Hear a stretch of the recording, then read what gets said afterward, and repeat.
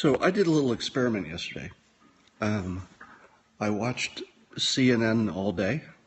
I just put on CNN and just left it there. And I'll give you some context. I'm not the person who wants to cry fake news at everything. I think that all the news organizations, they get the big stuff right. And then the little stuff, the things where they disagree and they show bias is usually in the opinion side of things. But good Lord, I watched CNN all day, and I don't think I saw any real news the whole day. Let me give you just some examples of some fake news I saw yesterday.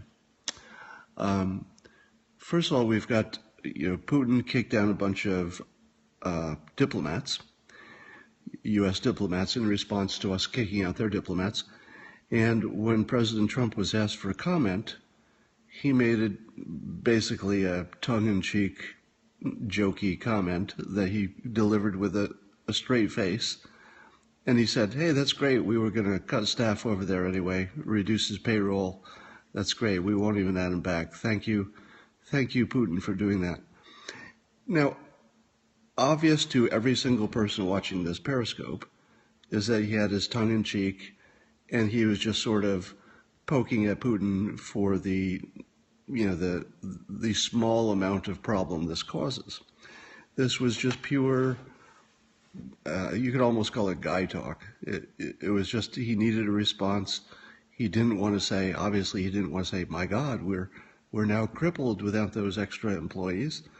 So he said something that was humorously, on brand. And his brand is, or the brand he's trying to develop, is that he's, saving money and getting things done. The saving money part, I think, is important to him. So he just had this little opportunity to say something with his tongue in cheek about how, hey, saved us some money. Putin, thanks a lot. In other words, just saying, you've done nothing to us. It's irrelevant what you've done. And I watched an entire panel of CNN people not understand that he was kidding.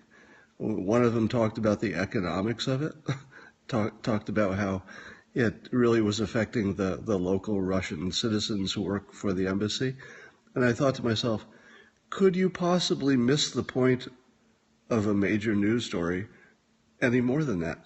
And so I was watching the people, for one of the people on the screen with the multiple people on it. So I'm waiting for one of the people to say, okay, guys, that's just tongue in cheek, right? He's just saying that to just, poke Putin, and he's just sort of being funny. And nobody did. I watched the entire episode, and nobody pointed out that it's just tongue in cheek. And I thought, are they really missing this? And here's the thing. As I talk to you today, I don't know the answer to the question. I actually don't know if nobody on that show, including Anderson Cooper, realized that he was just joking. I actually don't know. Do you know? Could you tell if they even knew? Because obviously they might, they're on CNN, they're going to shade their presentation in a certain direction. But I literally couldn't tell if they knew he was joking. I couldn't tell. All right, so that's one example, and that was a big story yesterday. Then there was a story of President Trump claiming in his verbal battle with North Korea that we have modernized our nukes even since he came on board. So how does CNN treat this statement that we've modernized our nukes and North Korea better watch out because we're better than ever? They fucking fact-checked it. They actually found people who didn't understand that he was negotiating publicly with North Korea at that moment by telling them our readiness is, A++. So instead of going with the president, chief of staff, protector of the country, in this negotiation, which he was doing correctly, and I think everybody would agree, the correct part is reminding the enemy of our overwhelming advantage. Same thing General Mattis did, right? He reminded them of our overwhelming advantage. And what does CNN do to our negotiating president in the middle? Let me stress this.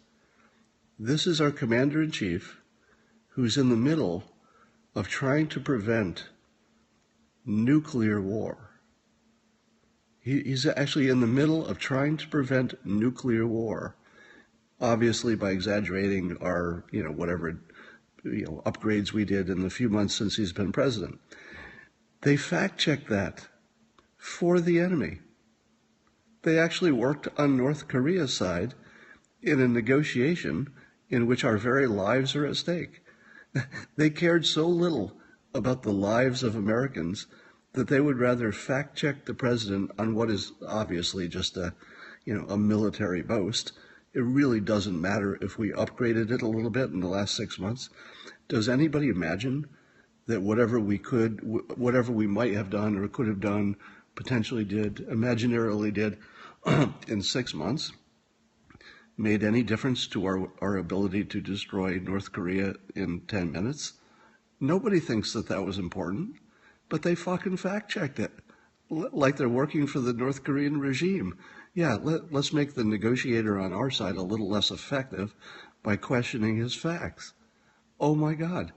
Do you know what? North Korea didn't know that we haven't upgraded our nuclear capability in the last 6 months. North Korea didn't know that. Do you know who told them that? Fucking CNN. Oh my God. So there was another example of fake news. The first fake news is that somehow Trump was not joking about Putin saving him money by kicking out the diplomats. So it's fake news if you treat that like it's real. And then when you start fact-checking the commander-in-chief's negotiating stance, fact-checking it while it's happening, live, while he's trying to prevent nuclear war, they fucking fact-checked him. Could there be, and I don't even know what to label that. I don't know if I should label it stupid, because I don't know what the motivation was. I don't know if I should label it reckless, foolhardy, chaos. I don't know if I should label that behavior, is it well-intentioned? Do you think there's anything well-intentioned about that? I can't find it.